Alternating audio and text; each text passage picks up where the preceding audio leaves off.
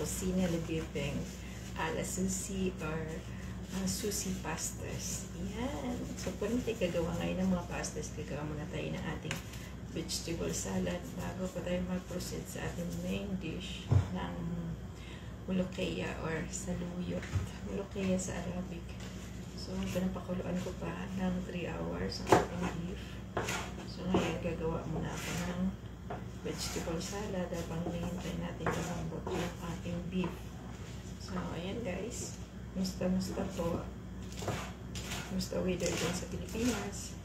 Dito sa KSA, sobrang init. Ngayon na hindi ko na siya istisi strain kasi kanina ko pa pinugasan. So, patulo ko na siya. Wala na siyang excess water. So, direct ko na lang siya.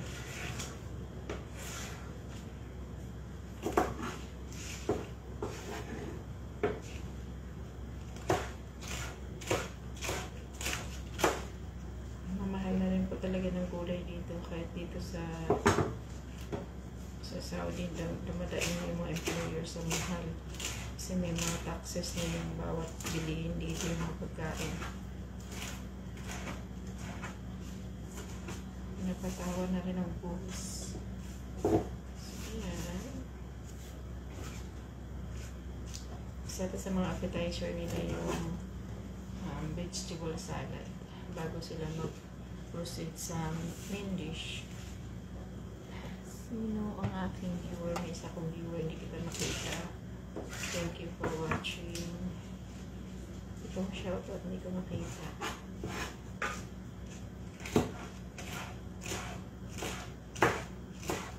Pa-comment po para kita ma-shoutout. Hindi po kita makita. Makasasimulan ko. Init sa likod ko banda. Tumadaan yung hinihigop ng exhaust yung init sa labas. Hindi kaya ng aircon.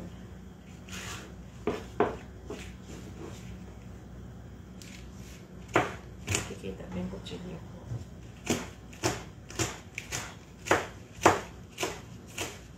Nagawa ka na. Ako nang mag-asawa. Ang pipiliin ko.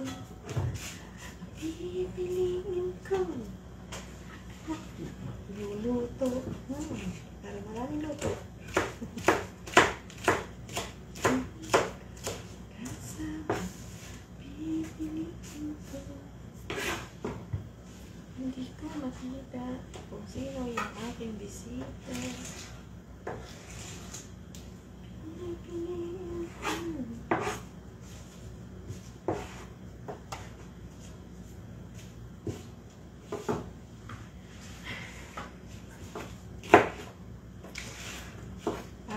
Tao lang yung papakainin ko dito sa bahay.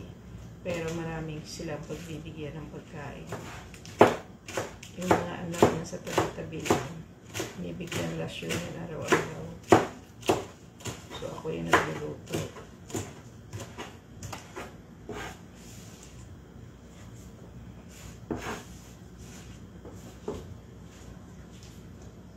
Masarap ng lettuce. Fresh na fresh, crunchy.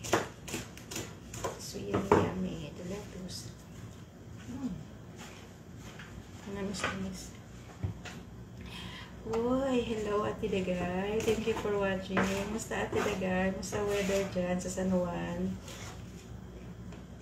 Maulan ba?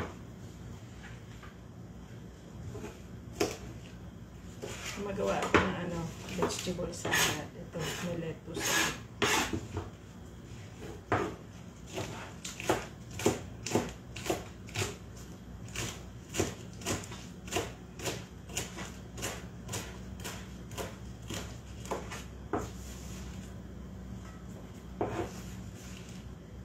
Thank you sa aking 3 eyes. Hindi ko makita yung dalawa. Si Ate Dagay lang nakikita ko. Shout out kay Dolores Malia, kay Ate Dagay.